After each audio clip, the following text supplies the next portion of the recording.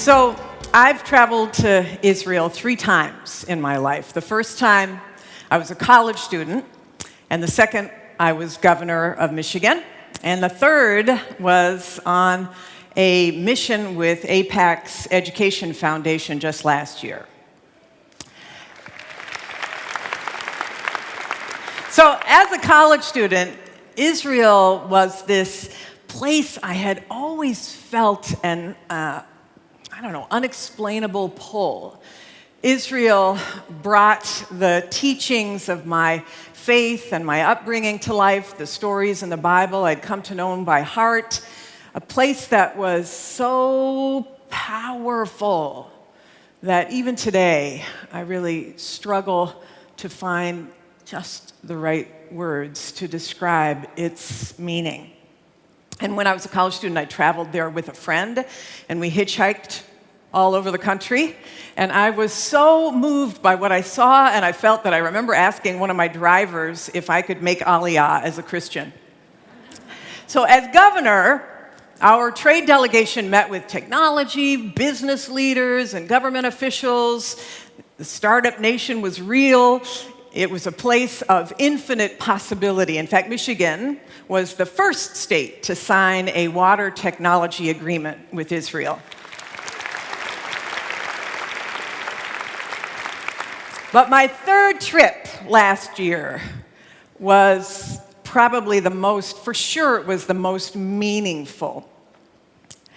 As a progressive, I saw a nation that provides universal health care.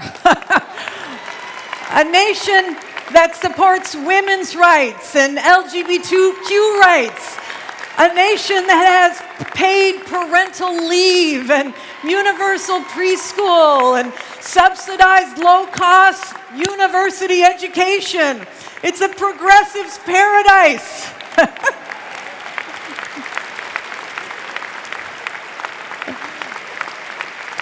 So we visited Ziv Medical Center, which is a hospital in the north of Israel that treats people who are wounded in the war in Syria.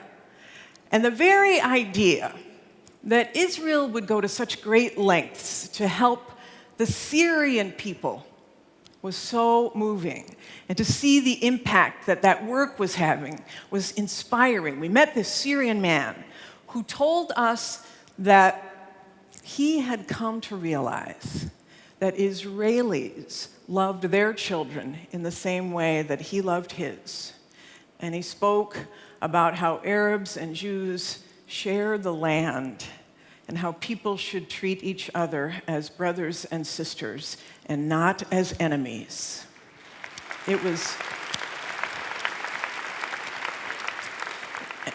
In truth, I can't comprehend the gravity of the threats Israel and its people endure. I've stood on Israel's borders from the Gaza Strip to the Golan Heights.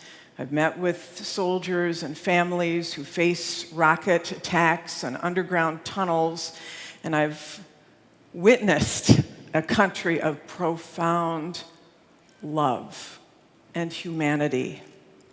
In my faith, in Matthew chapter 25, verse 40, Jesus teaches that whatsoever is done unto the least of these is done unto him, unto God. That serving the least of these is to serve God. And Israel is, in so many ways, striving, yearning, trying to achieve that goal, to serve the least of these. Now, I am not blind. I won't argue that Israel is perfect. Israel is nuanced. It's complex. It struggles to get better every day, just like us. And indeed, I came away from this last trip with 2 lessons. First, Israel can be a role model for other nations, including America, showing the world how citizens are cared for, not just in words, but in deeds, through policy.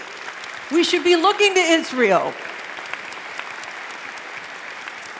And the second lesson was, it's complicated.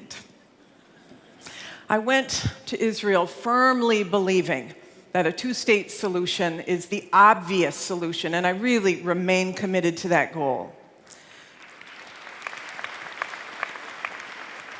But I also see that the realities on the ground make things far more challenging, and that a fair resolution in an inextricably complex environment may, unfortunately, take longer than many of us had hoped.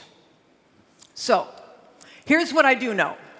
I am still pulled to this deeply complicated land. The Israel that I saw as a young woman is still the nation that I saw this past summer. The buildings are taller, life moves faster, but that deeply moving spiritual blanket still envelops her.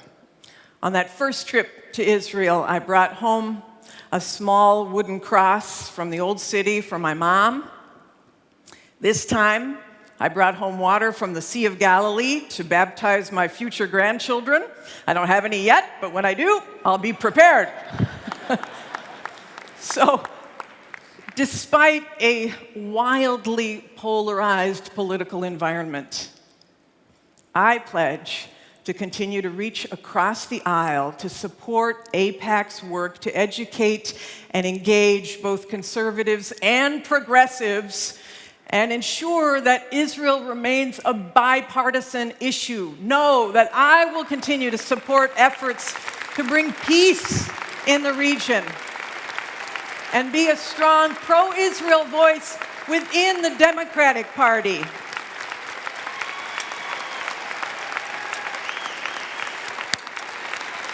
All you Democrats, and know that there are many more people like me on both sides of the aisle who stand here with you. Thank you.